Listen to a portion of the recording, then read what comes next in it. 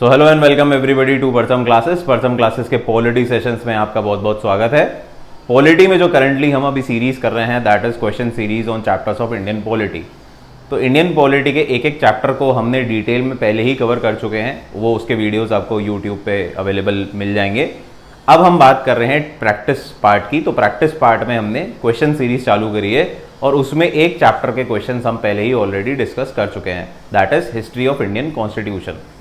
अब जो हम बात कर रहे हैं सेकंड जो बात कर रहे हैं वो हम कर रहे हैं making of the Indian constitution. किस तरीके से हमारे देश का कॉन्स्टिट्यूशन बना, किस तरीके से हमारी कॉन्स्टिट्यूएंट असेंबली बनी, क्या उसका रेशो था, कौन कौन लोग उससे जुड़े हुए थे, कौन कौन लोगों के ब्रिटिशर के कौन से एक्ट के थ्रू कॉन्स्टिट्यूएंट असेंबली का गठन हुआ, किस तरीके से हमने हमारा संविधान बनाया, किसने लिखा, इन सारे पहलुओं के बारे में आज हम डिस्कशन या उसके ऊपर हम क्वेश्चंस की प्रैक्टिस करेंगे। So welcome to Parcham classes, let us start with the class. अब आते हैं हम making of the Indian constitution पे। तो making of the Indian constitution का मतलब क्या है? जो हमारा भारत देश आज़ाद है उसका अपना एक संविधान है, उसका एक अपना कॉन्स्टिट्यूशन बनाया गया जिससे हमारा भारत देश रन होता है आज की तारीख में। और ये कब से रन होता है? जब से 1947 में हम आज़ाद हुए और 1950 में हमारा संविधान का संगठन किया गया। तो ये जो सुप्रीम लॉ है या ये जो लॉ बुक है हमारे देश की, इसको किस तरीके से बनाया? ऐसे तो है नहीं कि ब्रिटिशर्स ने बोला हम जा रहे हैं और अगले दिन ही हम एक किताब लेके आ गए कि भाई साहब ये हमारा कॉन्स्टिट्यूशन है, अब हमारा देश इसके अकॉर्डिंग चलेगा। तो ऐसा नहीं था। इस कॉन्स्टिट्यूशन को बनाने के लिए हमें एक कॉन्स्टिट्यूएंट असेंबली की जरूरत थी। कॉन्स्टिट्यूएंट असेंबली कौन? जो कि हमारे कॉन्स्टिट्यूशन को बनाएगी। और ये कॉन्स्टिट्यूएंट असेंबली जो होगी ये हमारे भारतीयों द्वारा ही बनाई जाएगी। इसमें ब्रिटिशर का इन्फ्लुएंस नहीं होना चाहिए या ब्रिटिशर्स का इन्फ्लुएंस नहीं होना चाहिए। तो ऐसी डिमांड शुरू से ही हमारे नेताओं की, हमारे जो कांग्रेस पार्टी के नेता और दूसरी पार्टीज के नेता थे, उनकी ये डिमांड थी कि हमें हमारा कॉन्स्टिट्यूशन बनाने का हक होना चाहिए और हम खुद हमारा कॉन्स्टिट्यूशन बनाएंगे without any foreign influence. Clear है? तो इस कहानी की जो शुरुआत होती है वो होती है फ्रॉम 1934। 1934 में सबसे पहले जो लीडर थे जिन्होंने कॉन्स्टिट्यूएंट असेंबली की बात करी वो थे एम.एन. रॉय। तो एम.एन. रॉय साहब कम्युनिस्ट पार्टी के एक बहुत दिग्गज नेता हुआ करते थे, जिन्होंने सबसे पहले डिमांड रखी कि हमें हमारे देश में एक कॉन्स्टिट्यूएंट असेंबली की आवश्यकता है जो कि हमारे भारत देश का संविधान बनाएगी। ठीक है? तो ये कम्युनिस्ट पार्टी के लीडर थे और बहुत ही दिग्गज लीडर थे कम्युनिस्ट पार्टी के। इनफैक्ट इनको कम्युनिस्ट मूवमेंट का फादर भी बोला जाता है हमारे भारत देश में, एम.एन. रॉय साहब को। ठीक है? फिर हम आगे बढ़ते हैं तो 1935, हम इसे टाइमलाइन के फॉर्म में करेंगे। जैसे जैसे कहानी आगे बढ़ेगी, जैसे जैसे वर्ष समय आगे बढ़ेगा, वैसे वैसे इसका फर्दर डेवलपमेंट और इवोल्यूशन होगा हमारे कॉन्स्टिट्यूशन का। तो एक टाइमलाइन के फॉर्म में, एक स्ट्रक्चर्ड फॉर्म में करेंगे। ऐसे नहीं है हैप्पैज़ार्ड हम कुछ भी पढ़ लेंगे, हम एक टाइमलाइन के फॉर्म में इसको कंप्लीट करेंगे। सो 1935 इट वॉज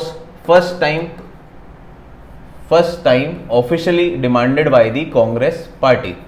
ठीक है ना? फिर 1935 में 1934 में एम.एन. रॉय साहब ने बोला, लेकिन क्योंकि उस वक्त कांग्रेस बहुत बड़ी पार्टी हुआ करती थी और official conversation with the Britishers ये कांग्रेस के साथ ही हुआ करते थे, तो 1935 में ऑफिशियली कांग्रेस ने सबसे पहले डिमांड रखी कि हमें हमारे भारत देश का संविधान बनाने का हक होना चाहिए और उस संविधान को बनाने के लिए हमें एक कॉन्स्टिट्यूएंट असेंबली का गठन करना पड़ेगा और जिसपे किसी भी फॉरेन इन्फ्लुएंस नहीं होगा। क्लियर है बात? इस डिमांड को 1940 में विथ ऑगस्ट ऑफर माना गया ब्रिटिशर्स द्वारा। इस वक्त ब्रिटिशर्स को हमारे हिंदुस्तानियों की जरूरत थी क्योंकि वो वर्ल्ड वॉर में हमारे इंडियंस का सपोर्ट चाह रहे थे, इंडियन सैनिक, इंडियन सपोर्टर्स का सपोर्ट चाह रहे थे ताकि वो लड़ सके जापान और जो इनकी जर्मनी की जो अलाइड फोर्सेस है इनसे हमारा लड़ सके और ब्रिटिशर्स को बचा सके।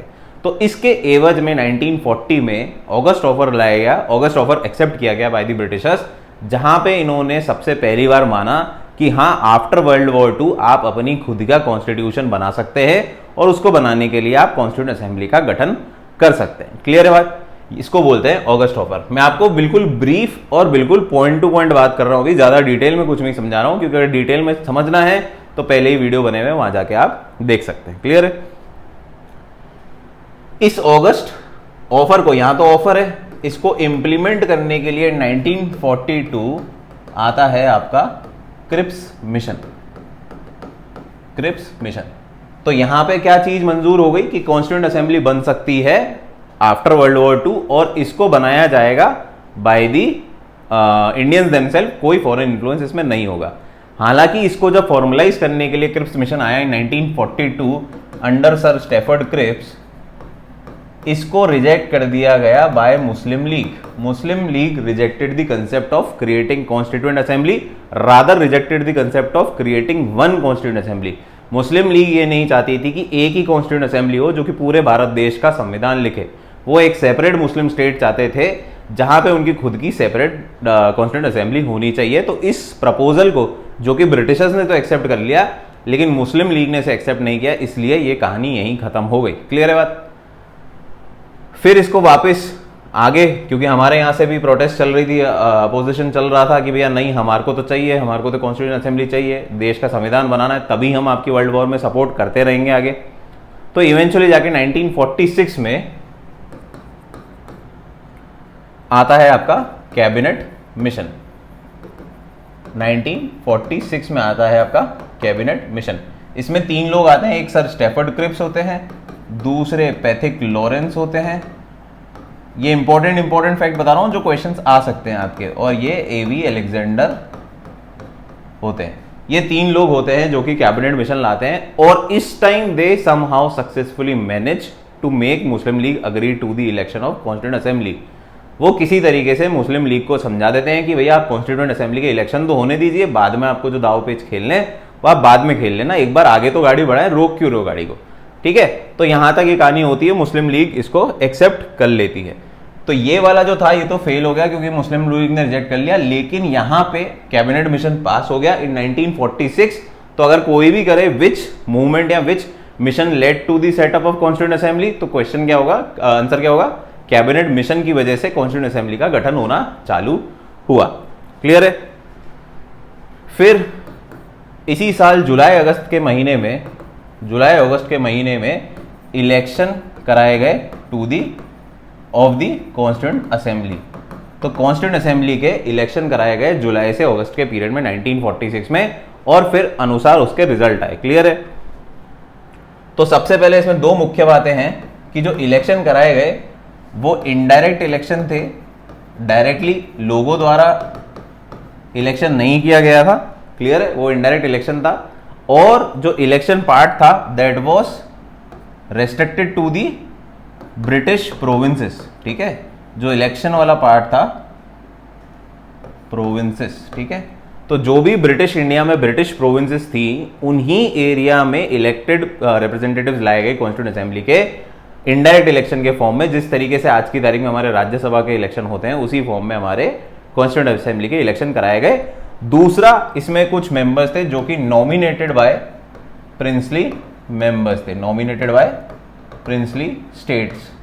तो जैसा आपको पता है हमारा जो भारत देश हुआ करता था at the time of British occupation या ब्रिटिश रूल, तो it was divided into British provinces. कुछ तो पार्ट था जो ब्रिटिश के हुकूमत के अंदर आता था प्रोविंसेस से, और कुछ था प्रिंसली स्टेट जो कि समहाउ इंडिपेंडेंट रहती थी। वो एक एग्रीमेंट ऑफ सुजरेनिटी में ब्रिटिशर्स के साथ इन्वॉल्व थी, बट उनके ऊपर मेन काम रूल किसका था, खुद का रजवाड़ों, राजा रजवाड़ों का था। ब्रिटिश का ऐसा कुछ इन्फ्लुएंस नहीं था इन देयर इंटरनल ऑर्गेनाइजेशन, या जो भी उसका राजवाड़े का अपने आप मैनेजमेंट है वो खुद देखते थे। बस सिर्फ फॉरेन अफेयर्स जो होते थे कि एक रजवाड़े के इलाके से दूसरे रजवाड़े के इलाके में कोई लड़ाई वड़ाई नहीं हो, तो फॉरेन बॉर्डर्स को मेंटेन करती थी ब्रिटिशर्स। अदरवाइज जो इंटरनल मैनेजमेंट है that was kept to the rulers themselves only. ठीक है, उन्हीं के पास था। तो इस इलेक्शन का जो नतीजा आया तब हमारे यहां पे टोटल सीट्स रखी गई 389 based on 1 on every million. तब हमारी पॉपुलेशन जो थी उसके अनुसार हर 10 लाख लोगों पे एक आदमी को रिप्रेजेंटेशन मिला गया, एक आदमी को। तो 10 लाख की पॉपुलेशन के हिसाब से एक आदमी को चुना गया। तो उस वक्त करीब करीब हमारी 39 करोड़ की पॉपुलेशन हुआ करती थी। तो हर 10 लाख के हिसाब से एक आदमी के हिसाब से टोटल जो कॉन्स्टिट्यूएंट असेंबली की स्ट्रेंथ रखी गई वो रखी गई 389। अभी ये ध्यान रखना, अभी यहाँ पे इंडिया पाकिस्तान का पार्टीशन नहीं हुआ है। अभी जहां हम खड़े हैं वहां पे इंडिया पाकिस्तान एक है, पार्टीशन नहीं हुआ है। तो टोटल लोग में इंडिया के भी रिप्रेजेंटेटिव्स हैं जो अभी फ्यूचर में जाके सिर्फ इंडिया हो जाएगा, और पाकिस्तान के भी रिप्रेजेंटेटिव्स हैं जो कि सिर्फ आगे जाके इंडिविजुअल पाकिस्तान हो जाएगा। क्लियर है? तो ये शुरुआत की बात है।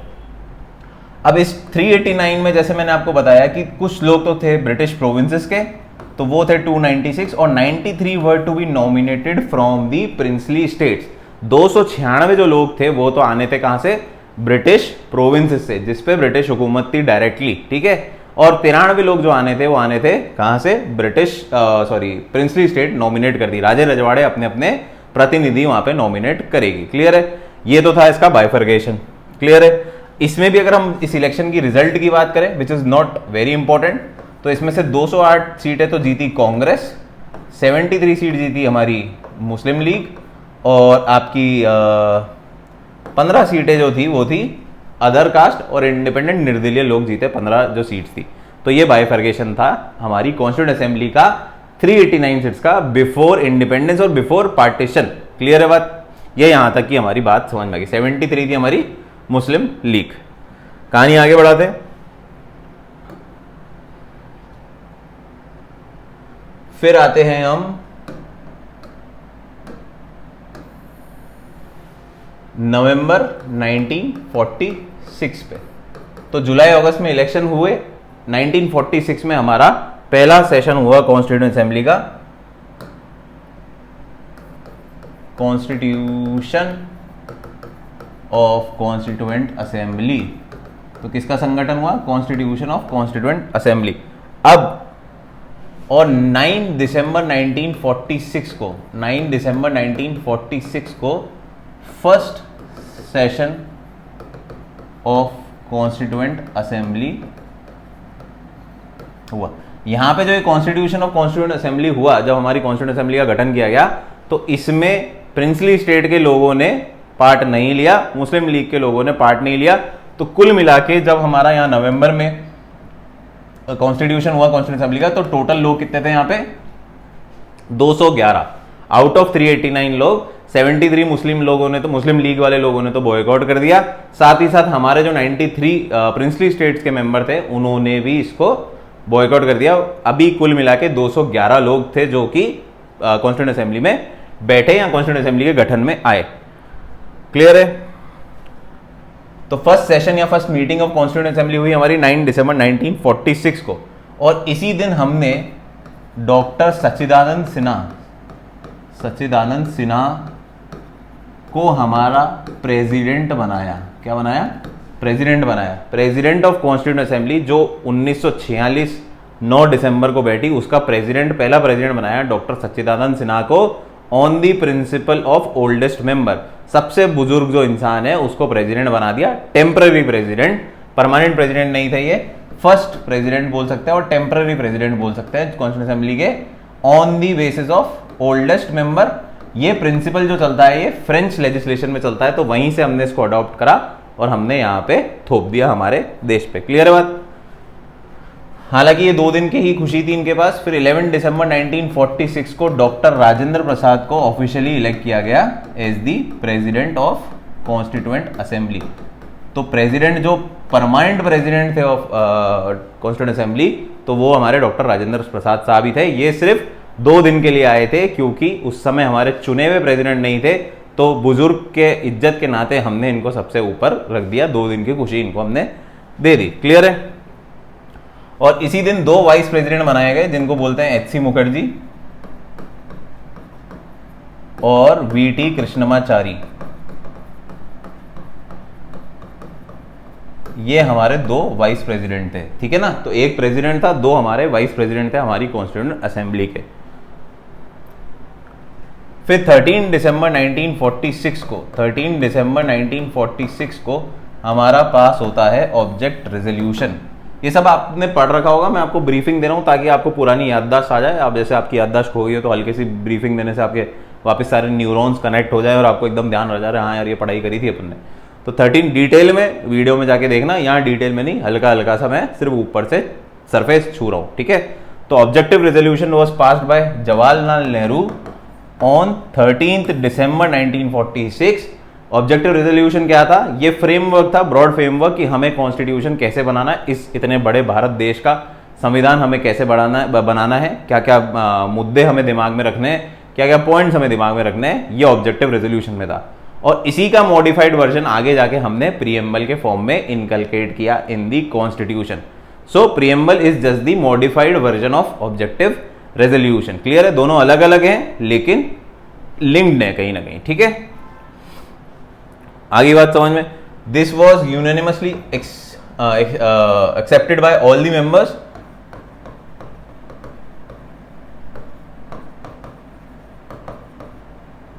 on 22nd जनवरी 1947।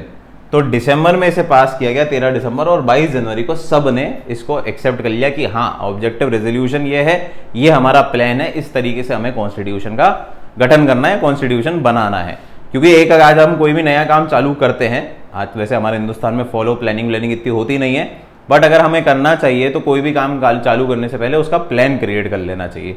तो इसी को समझदारी से इन्होंने पहले एक ऑब्जेक्टिव रेजोल्यूशन बनाया ताकि इनको पता पड़े कि भैया जो गाड़ी हमें लेके जानी है वो कहाँ ट्रेवल करनी है, किस रास्ते पे हमें जाना है। ऐसे ही नहीं कि हमने तो सोच लिया भैया अब हमारे को ऑब्जेक्टिव संविधान बनाना है और बाद में दिमाग लगा रहे हैं, आइडियाज लेते जा रहे हैं। क्लियर है, तो एक पहले ढांचा खड़ा कर दिया, स्ट्रक्चर खड़ा कर दिया, उसके बाद हमारा कॉन्स्टिट्यूशन बनाया गया।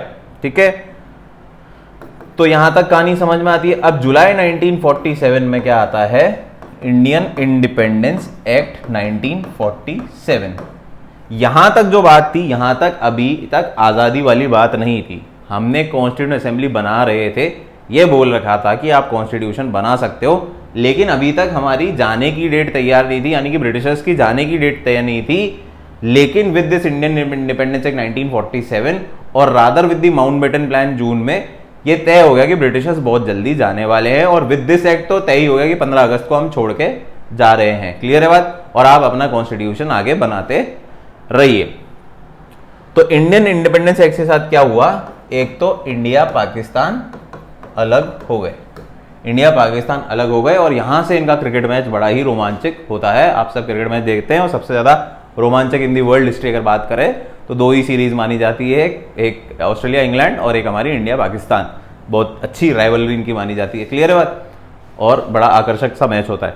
तो ये तो हमें पता है, बट इनफैक्ट इसके पीछे रीजन क्या है, इंडिया इंडिपेंडेंस एक्ट 1947, जहां पे it was officially recognised that India and Pakistan would be two different separate countries और डोमिनियंस फॉर दैट मैटर। उसके टाइम तो डोमिनियन थे, तो दोनों को अलग अलग डोमिनियन स्टेटस दिया जाएगा।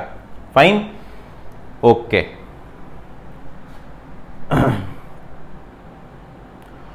इसके साथ साथ एक और चीज लाई गई कि ये जो कॉन्स्टिट्यूएंट असेंबली थी, इसको बोल दिया गया कि आप अब प्रोविजनल पार्लियामेंट भी हो, प्रोविजनल लॉ मेकिंग बॉडी भी हो। क्योंकि अब ब्रिटिशर्स तो जा रहे थे 15 अगस्त को, ब्रिटिशर्स तो जा रहे थे 15 अगस्त को, तो अब कानून कौन बनाएगा। अभी तक तो ब्रिटिशर्स कर रहे थे, लेकिन अब कानून कौन बनाएगा, तो अब कानून बनाने का काम किसको मिल गया, हमारी कॉन्स्टिट्यूएंट असेंबली को। तो कॉन्स्टिट्यूएंट असेंबली अब दो फंक्शन करती है, एक तो संविधान लिख रही है कॉन्स्टिट्यूशन, और एक प्रोविजनल लॉज जो भी हैं उस दरमियान, जब से ब्रिटिशर्स हमको चले जाएंगे छोड़ के और जब तक हमारा संविधान बनेगा, तो उस टाइम तक के लिए कानून व्यवस्था कौन संभालेगा, हमारी कॉन्स्टिट्यूएंट असेंबली संभालेगी। और इस समय एक और बढ़िया बात होती थी कि जब कॉन्स्टिट्यूएंट असेंबली कॉन्स्टिट्यूशन बनाने का काम करती थी, तब तो उसके प्रेसिडेंट कौन थे, राजेंद्र प्रसाद जी थे। Rajendra Prasad ji was the president of constituent assembly while they were making the constitution. But while the constituent assembly was doing the functions of law making, legislative body जब वो हुआ करती थी, तो उसके प्रेसिडेंट बन जाते थे जीवी मालवंकर साहब। क्या नाम है, जीवी मालवंकर साहब, आप याद रखिएगा। क्लियर है, ये आगे कहानी यहां पे समझ में। अब आ जाओ आप आगे। तो इंडिया इंडिपेंडेंस एक्ट 1947 आ गया, और अब जो न्यू स्ट्रेंथ थी आफ्टर द पार्टीशन वो हो गई 299। क्या हो गई, 299 हो गई। पहले थी 389, जब हमने पहली बार कॉन्स्टिट्यूएंट असेंबली के गठन करने के इलेक्शन की बात करी थी, और इलेक्शन हुए थे। हालांकि मुस्लिम लीग और प्रिंसली स्टेट ने ज्वाइन इन नहीं किया, लेकिन after the partition has been confirm, हमारी सीट हो गई 299, और इसमें से 229 जो सीट थी वो तो थी ब्रिटिश प्रोविंसेस की जो हमने बात करी, और जो 70 सीटें थी वो थी प्रिंसली स्टेट्स की। 70 सीटें थी प्रिंसली स्टेट की। पहले क्या थी, ब्रिटिश प्रोविंसेस की 296 थी और 93 थी हमारी प्रिंसली स्टेट की। अब क्योंकि पाकिस्तान एक अलग टुकड़ा निकल गया वहां पे, तो अब जो हमारी ब्रिटिश प्रोविंसेस की सीट बची वो बची 229, और 70 सीटें बची हमारे राजे रजवाड़ों की। क्लियर है बात, ओके। फिर 26 नवंबर को फाइनली जाके 1949 को, अब यहाँ पे प्रिंसली स्टेट ने क्या हुआ, इस बार प्रिंसली स्टेट यहाँ पे आना चालू हो गई। जब मैंने आपको बताया था कि इंडिपेंडेंस से पहले जब पहली बार कॉन्स्टिट्यूएंट असेंबली बैठ रही थी तब प्रिंसली स्टेट के लोगों ने भाग नहीं लिया, लेकिन यहां से क्योंकि अब तय हो गया, ब्रिटिशर्स जा ही रहे हैं, पाकिस्तान अलग देश बन रहा है, तो अब सबकी थोड़ी थोड़ी हिलने लगी।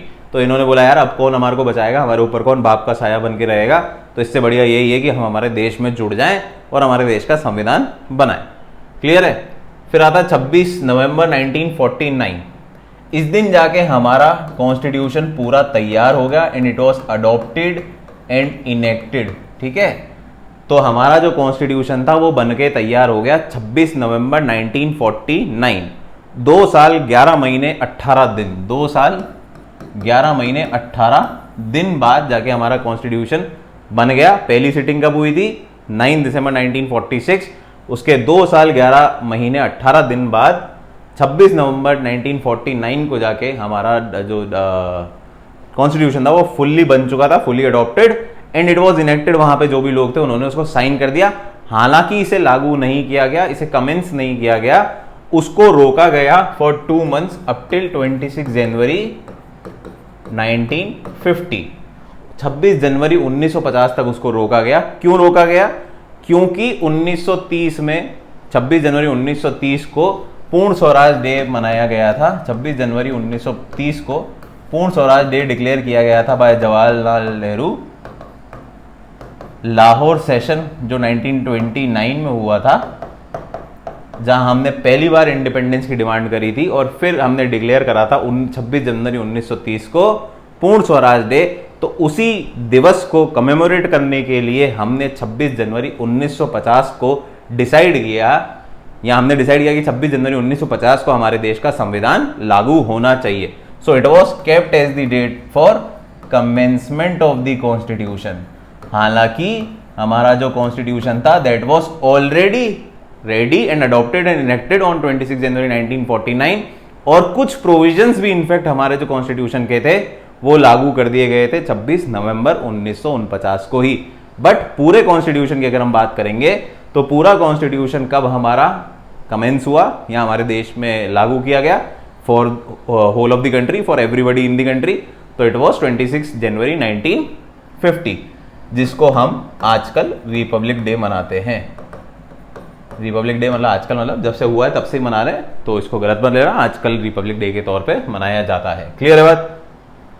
So this was the brief history of constituent assembly, कैसे बनी, क्या हुआ, क्या काम हुआ, व्हाट वाज द टाइमलाइन, ये हमने कर लिया, आइडिया हो गया। चैप्टर हमने पहले डिटेल में पढ़ा हुआ है। इन किसी भी पॉइंट्स में कहीं पे भी अगर दिक्कत आई है तो refer to the chapter, refer to the video, जहां पे पूरा समझाया गया है, आपको सब कुछ डिटेल में मिल जाएगा। ये सिर्फ आपकी याददाश्त को ताज़ा करने के लिए वापस बताया गया था और कोई इसका पर्पस नहीं था। क्लियर है। अब आ जाते हैं हम फटफट क्वेश्चन पे। अब जैसे तो हमने करीब करीब पढ़ ही लिया है, तो question would be very easy. सारी कहानी हमारे को वापस याद आ गई, आंखों के बाहर सामने बह रही है, तो वापस से हम इसको देख लेते हैं। So idea of the constituent assembly for India was put forward for the first time by, तो सबसे पहले जो कॉन्स्टिट्यूएंट असेंबली का संगठन या कॉन्स्टिट्यूएंट असेंबली की डिमांड की अगर हम बात करेंगे, आइडिया की बात करेंगे, तो वो सबसे पहले किन भाई साहब ने दिया। 4 ऑप्शंस हैं आपके, Jawaharlal Nehru, Stafford Cripps, cabinet mission, M N Roy. ठीक है, इसमें तो कोई ऑप्शंस भी बड़े ऐसे से हैं कि आप समझ जाएंगे, 2 तो पहले गायब हो गए कि वह स्टैफर्ड क्रिप्स तो भारतीय थे ही नहीं, तो ये कैसे आइडिया देंगे। दूसरा आपका जो कैबिनेट मिशन है, ये कोई इंसान तो है नहीं, ये हमारा एक मिशन का पार्ट है। क्लियर है, मतलब एक प्लान है ये। तो अब 2 इंसान बचे, जवाहरलाल नेहरू और एम एन रॉय साहब। क्लियर है। तो अभी हमने सबसे पहले जब हमने क्लास का आरंभ किया था, श्री गणेश करा था, तो सबसे पहली चीज ही हमने पढ़ी थी कि सबसे पहला आदमी जिसने कॉन्स्टिट्यूएंट असेंबली की डिमांड रखी थी वो था एम एन रॉय। कौन था? M N Roy. So M N Roy in 1934 who was the leader of Communist Party in India or Communist movement in India, he gave the idea of Constituent Assembly, set up of Constituent Assembly for the purpose of designing the Constitution of India. तो ये थे हमारे M N Roy साहब। Clear है, first question clear. आगे बढ़ते हैं। The members of the Constituent Assembly were directly elected by the people, nominated by the Governor General, elected by the legislature of various provinces and nominated by the rulers of the princely state, nominated by the Congress and Muslim league. तो 4 option दे रखे हैं हमारे को कि जो हमारी constituent assembly के 389 member जो हमने पहले अलॉट करे थे कॉन्स्टिट्यूंट असेंबली को या इलेक्ट करे थे, तो वो किस तरीके से आए। क्लियर है? तो ये भी हमने डिस्कस किया था कि भैया ये एक इनडायरेक्ट इलेक्शन था and it was elected by the legislative assemblies of the provinces in British India and nominated bye princely state, nominated by princely state. तो पार्टली ये नॉमिनेटेड था और पार्टली इलेक्टेड था। इलेक्शन भी कैसा था? इनडायरेक्ट फॉर्म ऑफ इलेक्शन था, जैसा कि राज्यसभा में होता है, proportional system by single transferable vote. कौन सी चिड़िया का नाम है? जाके वीडियो देखो। क्लियर है? तो हमारा जो कॉन्स्टिट्यूएंट असेंबली थी उसके जो इलेक्शन थे वो क्या थे? इनडायरेक्ट इलेक्शन थे सबसे पहला, और दूसरा 2 पार्ट थे। एक पार्ट जो इनडायरेक्ट इलेक्शन थे वो तो थे किसके लिए? हमारे ब्रिटिश प्रोविंसेस की जो लेजिस्लेटिव असेंबलीज थी या प्रोविंशियल असेंबली थी वहां से चुने गए थे, और जो बाकी के लोग थे वो नॉमिनेटेड थे प्रेसिडेंट प्रिंसली स्टेट से। नॉमिनेट किया था, नामांकन दिया था, चुनाव नहीं हुआ था इनका। क्लियर है? So it was partly nominated and partly elected. Elected है लेकिन डायरेक्टली इलेक्टेड नहीं है, डायरेक्ट जनता ने नहीं चुना है, जनता के प्रतिनिधियों ने चुना था। क्लियर है? जो अलग अलग ब्रिटिश प्रोविंसेस में थे। तो डायरेक्टली इलेक्टेड पीपल गलत, nominated by the governor general गलत, nominated by Congress and Muslim League गलत। सही क्या हो गया?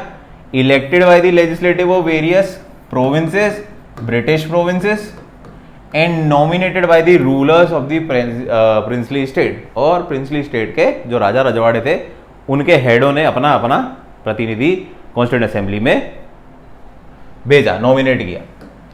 ठीक है? Question number 3, which proposal offer of the British government was rejected by the Muslim league? कौन सा प्रपोजल मुस्लिम लीग का ब्रिटिशर्स का मुस्लिम लीग ने रिजेक्ट कर दिया? कौन से ऑप्शन हमारे पास? August offer, Cripps proposal, cabinet mission, not rejected. तो कैबिनेट मिशन, क्रिप्स मिशन और ऑगस्ट ऑफर नॉट रिजेक्टेड था कि भी अपन ने रिजेक्ट ही नहीं किया, ऐसी कोई बात ही नहीं हुई, ये क्वेश्चन ही झूठ है। ठीक है? तो ऐसा तो है नहीं, ये क्वेश्चन झूठ है, रिजेक्ट हुआ था। कौन सा हुआ था? तो वापस से थोड़ी सी टाइमलाइन याद करो। कॉन्स्टिट्यूएंट असेंबली की मांग रखी हमने 1934 में एम एन रॉय साहब ने, देन कांग्रेस ने, और फाइनली जाके ब्रिटिशर्स ने 1940 में इस बात को रजामंदी दी कि हाँ भैया हम आपको कॉन्स्टिट्यूएंट असेंबली बनाने की अनुमति देंगे, but after the second world war, end of second world war. ये काम जो इन्होंने करा था ये करा था ऑगस्ट ऑफर में। तो ऑगस्ट ऑफर का अस्तित्व तो समझ में आ गया क्या काम था। ठीक है? फिर इस ऑगस्ट ऑफर को फॉर्मलाइज करने के लिए हमने भेजा क्रिप्स प्रपोजल। क्रिप्स प्रपोजल भेजा हमने स्टैफर्ड क्रिप्स के under.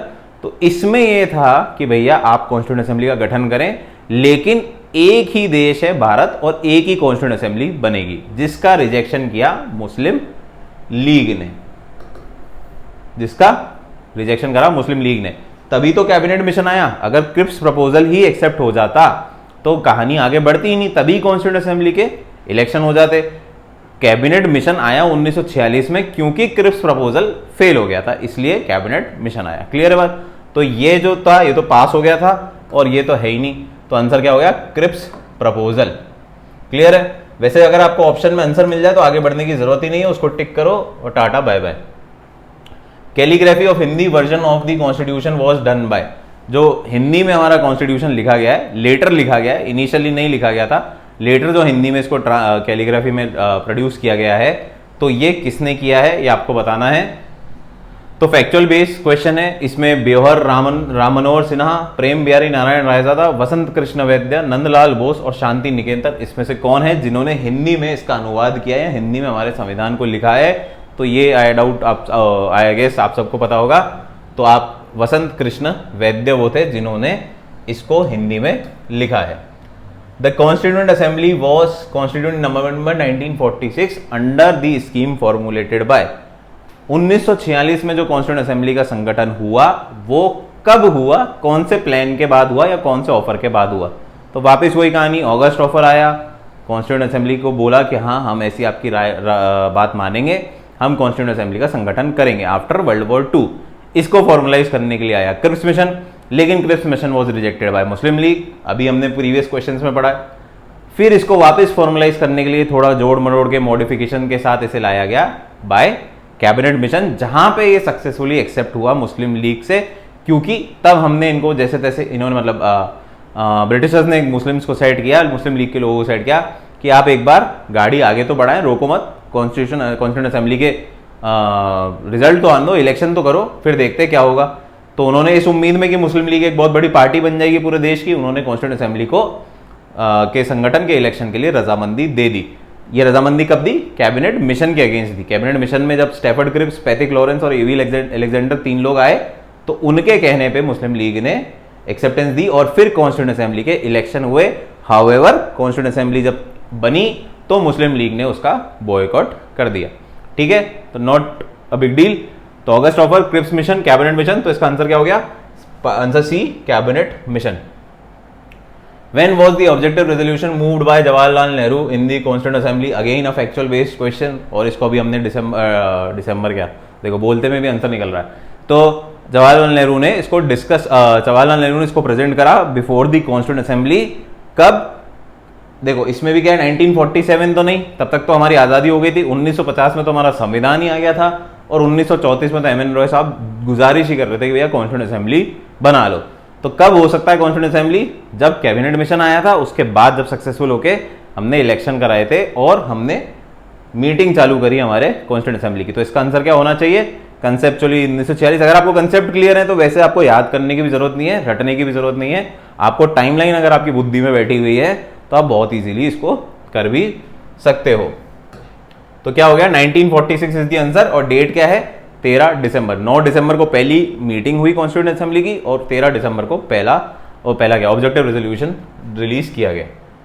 Who is known as the modern Manu? Modern Manu किसे बोला जाता है?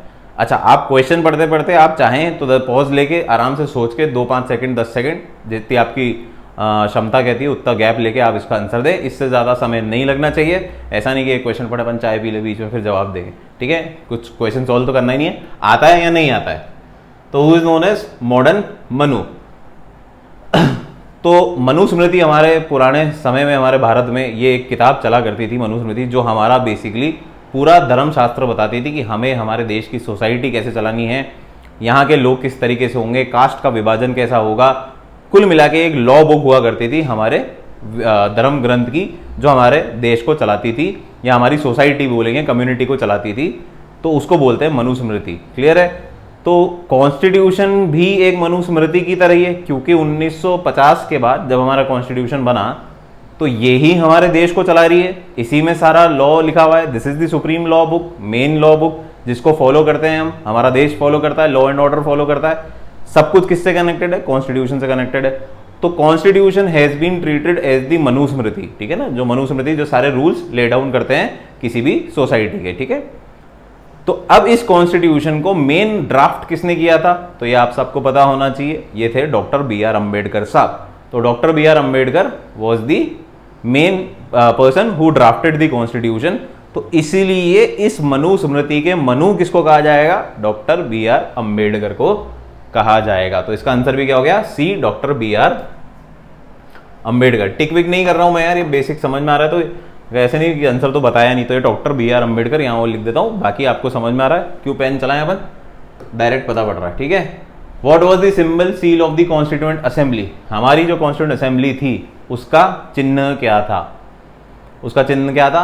अशोक स्तंभ, elephant, Ashoka Chakra. No symbol for constituent assembly. तो क्या इसका साइन था? तो हमारा देश एक हाथी जितना बड़ा देश माना जाता है, क्योंकि इतनी डाइवर्स पॉपुलेशन है, डाइवर्स है, डेंस पॉपुलेशन है, बहुत ज़्यादा पॉपुलेशन है। 39 करोड़ भी उस जमाने में जब थी हमारे 1947 में, तो वो भी अपने आप में बहुत ज़्यादा पॉपुलेशन हुआ करती थी। तब बाकी देशों की भी पॉपुलेशन इतनी ज़्यादा नहीं थी। तो we were a humongous country. तो ह्यूमंगस कंट्री को रिप्रेजेंट करने के लिए ह्यूमंगस एनिमल को रिप्रेजेंट करा गया, सिंबल बनाया गया। तो ह्यूमंगस एनिमल कौन सा है इसमें? एलिफेंट। तो elephant was the symbol of our constituent assembly. Constitution is adopted on 26 January 1949 contained. 26 नवंबर 1949 को जब हमारा कॉन्स्टिट्यूशन बन के तैयार हुआ, जब it was adopted and enacted, जब it was signed by every member, तब आपको ये बताना है कि हमारे कॉन्स्टिट्यूशन का विभाजन किस तरीके का था। हमारे पास 395 आर्टिकल 8 शेड्यूल हुआ करते थे, 465 आर्टिकल और 12 शेड्यूल हुआ करते थे। प्रीएम्बल 395 आर्टिकल एंड 8 शेड्यूल हुआ करते थे। प्रीएम्बल 465 आर्टिकल 12 शेड्यूल हुआ करते थे। तो सबसे पहले क्या होता था आपको ये बताना है। तो इसका आंसर भी क्या है, आंसर नंबर सी, प्रीएम्बल। सबसे पहला हमारा प्रीएम्बल प्रस्तावना, फिर 395 आर्टिकल और फिर 8 शेड्यूल सपोर्टिंग दी मेन कंटेंट। क्लियर है बात। तो जब स्टार्ट हुए थे हम 395 आर्टिकल और 8 शेड्यूल के साथ स्टार्ट हुए थे, और एक प्रीएम्बल था जो कि हमारा इनिशियल टेक्स्ट था, initial text to the constitution था। क्लियर है बात, जो कि modified version of objective resolution था। तो ऐसे डॉट्स कनेक्ट करते जाओगे तो बहुत ही सिंपल हो जाएगा। क्लियर है, तो ये भी हो गया। अब आपको करंट कितने हैं, करंट आर्टिकल और शेड्यूल कितने हैं, ये आपको कमेंट सेक्शन में बताना है। कितने आर्टिकल, पार्ट्स और शेड्यूल करंट है, फटाफट जाओ कमेंट सेक्शन में टाइप करो, आंसर मैं देखूंगा। ठीक है। Who was the constitutional adviser to the constituent assembly.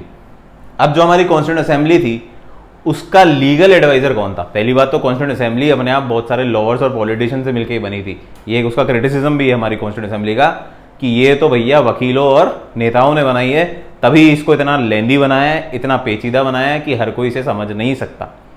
लेकिन फिर भी हमारी जो कॉन्स्टिट्यूएंट असेंबली थी उसको भी एक लीगल एडवाइजर की जरूरत थी, जो लॉ से रिलेटेड इंफॉर्मेशन देता था कि अगर आप कानून बना रहे हैं तो कानून को आपको दूसरे देशों के कानून से मिलता जुलता बनाना है, इसका प्रोविजन क्या होता है, इसका इंप्लीमेंटेशन क्या होता है। तो ये लीगल एडवाइस कौन देता था ये आपको बताना है।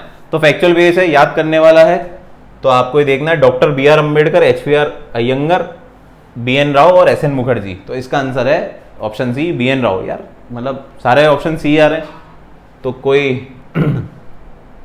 टोटका वोटका है ये, सबका आंसर क्या आ रहा है, सी। Which of the following statement is correct? Preamble was enacted after the entire constitution. लो पहले ही मिल गया, सही मिल गया तो आगे बढ़ने की जरूरत ही नहीं है। Preamble was enacted after the constitution, बिल्कुल सही बात है। पहले संविधान बना, फिर हमारा प्रीएम्बल जो इनिशियल डॉक्यूमेंट है वो लगाया गया। उसे लगाया पहले गया है, प्रस्तावना को पहले लगाया गया है, but it is basically the summary of the constitution, कि हमारे कॉन्स्टिट्यूशन के अंदर अंदर क्या है, क्या क्या बता रखा है, वो हमारा प्रीएम्बल है। ठीक है। तो एक बार सबसे पहले आया ऑब्जेक्टिव रेजोल्यूशन, जो हमने तय करा कि ये हमारा डायरेक्शन होना चाहिए टुवर्ड्स डिजाइनिंग द कॉन्स्टिट्यूशन।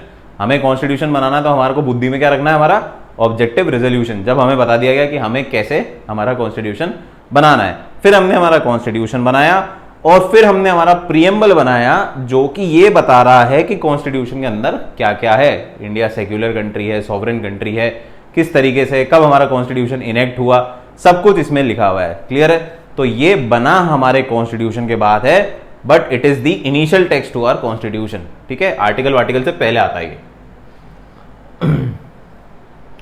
फिर आता है who was the calligrapher of the Indian constitution original version. Original version, no remix version. जो ओरिजिनल हमारा लिखा गया था उसका कौन कैलीग्राफर है। तो ये भी फैक्चुअल बेस्ड क्वेश्चन है। क्या नाम है इनका, प्रेम बिहारी नारायण रायजादा।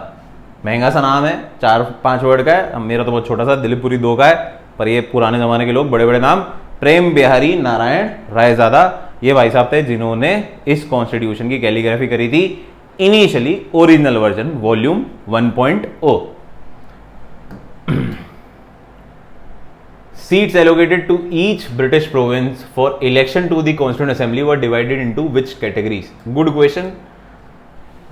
मतलब ये लॉजिकल क्वेश्चन या थोड़ी बुद्धि लगाने वाले क्वेश्चन है, बाकी तो फैक्ट बेस है। तो ये भी फैक्ट, पर इसमें आपको पता होना चाहिए कि हमारे देश में क्या चल रहा था, सिनेरियो समझ में आए। तो ब्रिटिशर्स ने जब ये हमारी कॉन्स्टिट्यूएंट असेंबली की बात करी, कॉन्स्टिट्यूएंट असेंबली आप बना सकते हो, तो इन्होंने 3 कैटेगरी में हमारे देश की जनता को डिवाइड करा और उनकी सीट्स रिप्रेजेंट करी। क्लियर है। तो बाइफर्केशन, कम्युनल रिप्रेजेंटेशन, जैसे आपको पता है मोहल्ले मिंटो रिफॉर्म से ही चालू हो गए थे। मुस्लिम को सेपरेट कम्युनल इलेक्टोरेट दे दिया गया था, फिर later with Montagu Chelmsford Sikhs वगैरह को भी दे दिया गया था। तो कम्युनल रिप्रेजेंटेशन, कम्युनल इलेक्टोरेट हमारे यहाँ पे चालू हो चुका था, और इसी इलेक्टोरेट को हमने हमारे कॉन्स्टिट्यूएंट असेंबली में भी उतारा है। तो कॉन्स्टिट्यूएंट असेंबली का जब इलेक्शन हो रहा था तब भी हमने इसे 3 में डिवाइड किया था, सिख मुस्लिम, 2 तो ये सीधे सीधे हो गए, और इसके अलावा जितने भी बचे हुए हैं वो सब आ जाएंगे जनरल में या अदर्स में। क्लियर है। तो इसका क्या आंसर है, Hindu Muslim general no, Hindu Sikh general no, Sikh Muslim general. Hindu अलग से नहीं है, हिंदू तो जनरल के अंदर ही आ गए। तो सिख को सेपरेट रिप्रेजेंटेशन था, मुस्लिम को सेपरेट रिप्रेजेंटेशन था, और तीसरा हमारे बाकी जितने भी बचे हुए हैं वो सब मिक्स होके कहाँ जाएंगे, जनरल में, ठीक है। ओनली जनरल ऐसा तो था ही नहीं। Who was the president of Constituent Assembly when it met as the legislative body? ये भी मैं आपको जब ब्रीफिंग दे रहा था तो I very nicely told you this कि भैया कौन थे। तो सबसे पहले जो प्रेसिडेंट थे वो थे डॉक्टर सच्चिदानंद सिन्हा, वो थे टेम्पररी प्रेसिडेंट। फिर हमारी जो कॉन्स्टिट्यूएंट असेंबली के इलेक्टेड प्रेसिडेंट थे वो थे हमारे डॉक्टर राजेंद्र प्रसाद। बट ये जो प्रेसिडेंट थे ये कॉन्स्टिट्यूएंट असेंबली के प्रेसिडेंट थे while it was making the constitution, जब वो कॉन्स्टिट्यूशन बना रही थी तब उसके प्रेसिडेंट होते थे।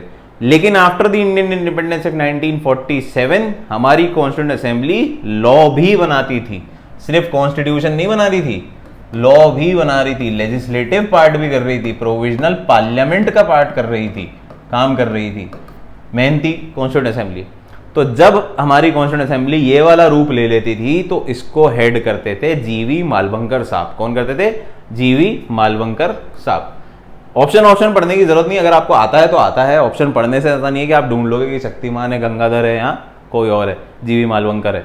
आपको आता है, पता है, तो आप इसको देख के आपको ज्यादा ये हो सकता है कि हिंट मिल जाए, पर आपको पता होना चाहिए ये सब चीजें, ठीक है। The Constitution of India as framed by the Constituent Assembly was finally adopted and enacted on। तो जो हमारा कॉन्स्टिट्यूशन बन के तैयार हुआ और इसे अडॉप्ट और जो हमारा इनेक्ट किया गया वो कौन से तारीख को किया गया, तो जैसा मैंने आपको बताया कि नवंबर 1949 में ही हमारी फाइनल रीडिंग थी कॉन्स्टिट्यूशन की, और 26 नवंबर 1949 को it was officially enacted and accepted adopted by all the people of the constituent assembly. सबने अपने हस्ताक्षर कर दिए 26 नवंबर 1949 को। However it was not commenced, या फिर इसे लागू नहीं किया गया पूरे देश पे, क्योंकि पूर्ण स्वराज से इसे कमेमोरेट कराना था 26 जनवरी 1950 को। तो इसलिए इसको कमेंस कब किया गया, 26 जनवरी 1950 को। लेकिन बन के तैयार इनेक्ट कब हो चुका था, 26 नवंबर 1949 को। तो इसका भी ऑप्शन क्या हो गया, ऑप्शन सी इसका आंसर हो गया। ये क्या हो गया भैया। Question 17, What changes were brought in the Constituent Assembly after Independence Act 1947? तो माउंट बेटन प्लान या इंडियन इंडिपेंडेंस एक्ट 1947 आया, उसके बाद क्या क्या चेंजेस आए हमारी कॉन्स्टिट्यूएंट असेंबली में। प्रिंसली स्टेट्स ज्वाइंट, बिल्कुल सही बात है। इंडियन इंडिपेंडेंस एक्ट 1947 आया तो यहाँ पे हमने क्या तय कर लिया था कि भैया ब्रिटिश प्रोविंसेस, ब्रिटिश हमारे को छोड़ के जा रहे हैं, तो प्रिंसली स्टेट किसके राज पे काम करेगी या किसकी छत्रछाया रहेगी उनके ऊपर। काम तो वो इंटरनली खुद ही करते थे, लेकिन फिर भी सपोर्ट था हमारे ब्रिटिशर्स का। तो अब ब्रिटिशर्स जा रहे हैं तो प्रिंसली स्टेट को लगा डर और उन्होंने भी कॉन्स्टिट्यूएंट असेंबली ज्वाइन कर ली। जो प्रिंसली स्टेट भारत की कॉन्स्टिट्यूएंट असेंबली में आ रही थी वो भारत से जुड़ गई, जो मुस्लिम लीग, जो मुस्लिम एरिया पाकिस्तान एरिया में आ रही थी उन्होंने पाकिस्तान को ज्वाइन इन कर लिया। Constituent assembly became fully sovereign body, बिल्कुल सही बात है, फुल्ली सॉवरेन हो गई क्योंकि ब्रिटिशर्स जा रहे थे, तो अब हम ही थे, हमारे हिसाब से हमारे को कॉन्स्टिट्यूशन बनाना था। Constituent assembly became legislative body, बिल्कुल सही बात है, क्योंकि ब्रिटिशर्स जा रहे थे तो अब कानून भी हमें ही बनाना था, तो लेजिस्लेटिव बॉडी बन गई। तो तीनों के तीनों ऑप्शन सही हैं, तो इसका आंसर क्या होना चाहिए, 1, 2 एंड 3 डी। चलो नया जवाब आया 1, 2, 3। ओके ओके ओके, कहाँ गया यार, ये रहा 1, 2 एंड 3। तो इसका जवाब क्या होगा, ऑप्शन नंबर डी। फिर आता है next question, who was the president of first meeting of constituent assembly. First meeting of जो कॉन्स्टिट्यूएंट असेंबली थी तो उसका प्रेसिडेंट कौन था, अभी 2-3 बार हमने शायद डिस्कस कर लिया है। तो पहली मीटिंग थी तो टेम्पररी प्रेसिडेंट थे हमारे doctor Sachchidanand Sinha on the basis of the oldest member, और ये थे हमारे टेम्पररी प्रेसिडेंट। क्लियर है। तो इसका आंसर क्या हो गया, option number B, option B doctor Sachchidanand Sinha. Preamble of the constitution was modified version of, ये भी अब आपको आता ही है, ऑब्जेक्टिव रेजोल्यूशन। पहला जवाब सही जवाब मिल गया, आगे बढ़ो, क्योंकि ऑब्जेक्टिव रेजोल्यूशन वाज द ढांचा to the constitution, was the structure to the constitution, framework to the constitution, फिर हमारा कॉन्स्टिट्यूशन बना और फिर हमने उसकी समरी डाली हमारे प्रीएम्बल में and kept it as the initial text to the constitution. तो preamble was a modified version of objective resolution. Arrange in the sequence these events took place, जैसे जैसे क्रोनोलॉजिकल ऑर्डर में, जो हमारे अमित शाह जी बोलते हैं क्रोनोलॉजी समझिए, तो इस क्रोनोलॉजी में हमें बताना है कि कौन कौन से इवेंट कब कब हुए क्रम अनुसार। So idea of the constituent assembly, सीधी सी बात है, सबसे पहले आइडिया ही होगा, idea of the constituent assembly, जब भी तो आगे बढ़ेंगे, ठीक है। Cabinet mission plan, August plan, Cripps proposal, तो बहुत सिंपल है, अभी बहुत डिटेल में हम कई बार डिस्कस कर चुके हैं। सबसे पहले आया ये first step, idea of the constituent assembly, सबसे पहले एम एन रॉय साहब ने रखा, फिर कांग्रेस ने ऑफिशियली रखा। ब्रिटिशर्स ने इसको माना ऑगस्ट ऑफर में, ब्रिटिशर्स ने इसको माना ऑगस्ट ऑफर में, हाँ भैया हम आपको कॉन्स्टिट्यूएंट असेंबली बनाने का हक देंगे, कॉन्स्टिट्यूशन बनाने का हक देंगे आफ्टर वर्ल्ड वॉर 2। इसको फॉर्मुलाइज करने के लिए आया क्रिप्स प्रपोजल 1942 में, but it was rejected by Muslim League, क्योंकि वो एक अलग कॉन्स्टिट्यूएंट असेंबली चाह रहे थे for the Muslim area. Then fourth हुआ, यहां रिजेक्ट हुआ, और फोर्थ फाइनली जाके 1946 में कैबिनेट मिशन आया। कैबिनेट मिशन में 3 लोग आए, स्टैफर्ड ग्रिश, Pethick Lawrence and A V Alexander, जिसको फाइनली मुस्लिम लीग ने माना और कॉन्स्टिट्यूएंट असेंबली के इलेक्शन हुए। So the sequence of event is first, second, 1 3 4 2, 1 3 4 2, तो ये क्या है, एक ऑप्शन नंबर ए 1 3 4 2, 1342, ठीक है। फिर आता है क्वेश्चन नंबर 21 पे, voting for election of members to constituent assembly was done by, जो इलेक्शन हुए कॉन्स्टिट्यूएंट असेंबली के वो कौन से मेथड से हुए, तो मैंने आपको बताया था कॉन्स्टिट्यूएंट असेंबली के जो इलेक्शन हुए उसमें 2 टाइप के लोग आए, एक आए elected representatives from the British provinces, indirectly elected, rather election हुआ लेकिन इनडायरेक्ट इलेक्शन हुआ फ्रॉम दी ब्रिटिश प्रोविंसेस, और nominated by the princely state, दूसरे जो थे नॉमिनेट किए गए बाय दी प्रिंसली स्टेट। तो जो इलेक्शन हुआ वो इनडायरेक्ट इलेक्शन हुआ, तो इनडायरेक्ट इलेक्शन जैसा राज्यसभा में होता है, मैंने आपको बताया, तो उसका क्या आंसर है, फर्स्ट पास दी पोस्ट, नहीं, ये तो डायरेक्ट इलेक्शन का पार्ट होता है जनरली, या फिर आप उसको इनडायरेक्ट में भी ले सकते हैं। Proportional representation by means of single transferal vote, ये आंसर सही है, क्योंकि इसी तरीके से हमारे आज की तारीख में राज्यसभा का इलेक्शन भी होता है, और यही इनडायरेक्ट का फॉर्मूला हमने अडॉप्ट किया while electing the members of constituent assembly. आगे बढ़ने की जरूरत नहीं है, आंसर मिल गया, सही जवाब, कॉन्फिडेंस होना चाहिए, आगे बढ़ो। विच of the following was not a function performed by the constituent assembly, constituent assembly ने इनमें से कौन कौन सा फंक्शन नहीं किया, तो adoption of the national flag बिल्कुल सही बात है, adoption of the national anthem बिल्कुल सही है, adoption of the national song बिल्कुल सही है, adoption of the national language ये गलत है, adoption of the national language हमारी कॉन्स्टिट्यूएंट असेंबली ने नहीं किया।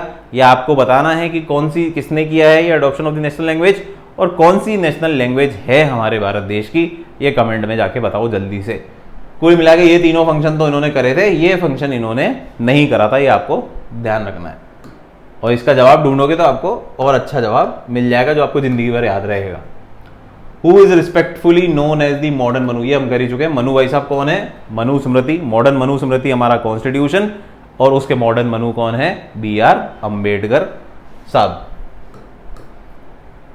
Question number 24, the election to which of the following bodies is similar to the election of constituent assembly, ये भी अभी हम बहुत बार पढ़ चुके हैं। कौन सी बॉडी ऐसी है आज की तारीख में जिसके इलेक्शन कॉन्स्टिट्यूएंट असेंबली के इलेक्शन की तरह होते थे, तो राज्यसभा, लोकसभा, विधानसभा, इलेक्शन कमीशन ऑफ इंडिया, तो Rajya Sabha. Indirect election in the form of proportional representation by single transferable vote, यही सिस्टम हमारे राज्यसभा में फॉलो होता है, और यही सिस्टम हमारे 75 साल पहले हमारे भारत के संविधान बनाने की कॉन्स्टिट्यूएंट असेंबली में भी हुआ। Which date is known as the date of commencement of constitution of India, इसका जवाब देता हुआ भी मैं अच्छा नहीं लग रहा हूं, पर फिर भी दे देता हूं, काम ये, तो 26 जनवरी 1950 कमेंस हुआ। बन के तैयार कब हो गया था, 26 नवंबर 1949 को, but to commemorate with the date of Purna Swaraj 26 January 1950 को हमने हमारा रिपब्लिक डे सेट किया, और इस दिन हमने हमारा कमेंसमेंट ऑफ द कॉन्स्टिट्यूशन किया, 25। So this was all about making of Indian constitution. Chapter हम पढ़ चुके हैं, ब्रीफिंग हमने इनिशियली ले ली, और फिर अब हमने इसके सारे क्वेश्चंस कर लिए। आई होप आपको इस चैप्टर में और कोई दिक्कत नहीं आएगी, सारा टॉपिक हमने ऑलमोस्ट कवर कर लिया है। हो सकता है इक्का दुक्का कोई टॉपिक रह भी गया हो, तो खुद भी पढ़ाई करो, थोड़ी मेहनत खुद भी करो। Thank you so much.